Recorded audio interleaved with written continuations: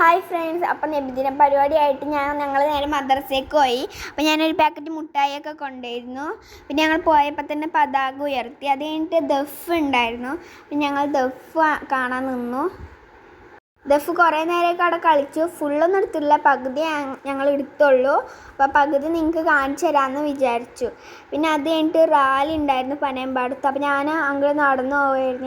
ഞങ്ങൾ ഇവിടുന്ന് എടുത്തായതുകൊണ്ട് ഞങ്ങൾ നടന്നു പോവുമായിരുന്നു. അവിടെ പോയപ്പോഴത്തേനും അത് കഴിഞ്ഞിട്ട് കുറേ നേരം കഴിഞ്ഞിട്ട് റാലി വന്നു.